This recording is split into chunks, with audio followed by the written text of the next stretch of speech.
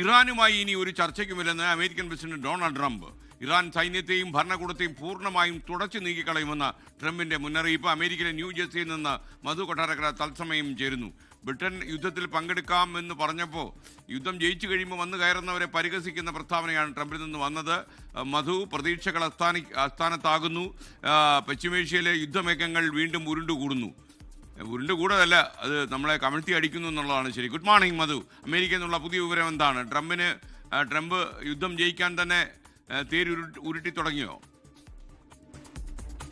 Morning എസ്കെയിൻ.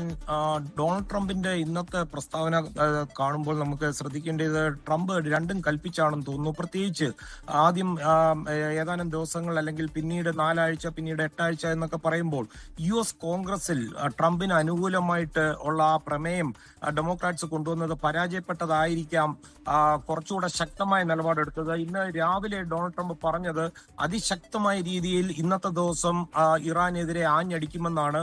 അതിനുശേഷം മയാമിയിലേക്ക് തന്റെ സ്വകാര്യ വസതിയായ മഴലഗയിലേക്ക് പോകും മുമ്പ് എയർഫോഴ്സ് വണ്ണിൽ വെച്ചാണ് മാധ്യമപ്രവർത്തകരോട് സംസാരിക്കുമ്പോഴാണ് ഡൊണാൾഡ് ട്രംപ് കുറെ കൂടെ ശക്തമായ ഭാഷയിൽ പറഞ്ഞത് അവിടുത്തെ ഭരണകൂടവും അതുപോലെ ഇറാന്റെ സൈന്യത്തെയും പൂർണ്ണമായിട്ടും തച്ചുടയ്ക്കാതെ ഇതിനകത്ത് യാതൊരു പിന്മാറ്റവും ഇല്ല.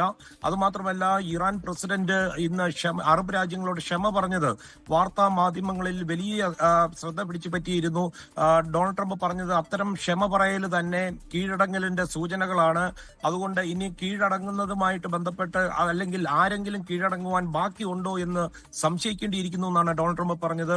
തന്നെയുമല്ല, ഇന്നലെ നമ്മൾ ഉൾപ്പെടെയുള്ള പല മാധ്യമങ്ങളും റിപ്പോർട്ട് ചെയ്തിരുന്നു റഷ്യ ഇന്റലിജൻസ് വഴി ഇറാനെ സഹായിക്കുന്നുണ്ടെന്ന്. ഇത് സംബന്ധിച്ചും ഡൊണാൾഡ് ട്രംപ് കൃത്യമായി മറുപടി നൽകി. അത്തരമൊരു സഹായം റഷ്യ നൽകുന്നതിനെ തള്ളിക്കളഞ്ഞു. ഇനി അഥവാ റഷ്യ അത് നൽകുന്നുണ്ടെങ്കിൽ തന്നെ അത് ഇറാനെ സഹായിക്കുന്നില്ലെന്ന് കഴിഞ്ഞ ദിവസങ്ങളിൽ അമേരിക്ക നടത്തുന്ന മുന്നേറ്റം കണ്ട് നിങ്ങൾക്ക് മനസ്സിലായി കാണുമല്ലോ എന്നാണ് ഡൊണാൾഡ് ട്രംപ് പറഞ്ഞിരിക്കുന്നത്.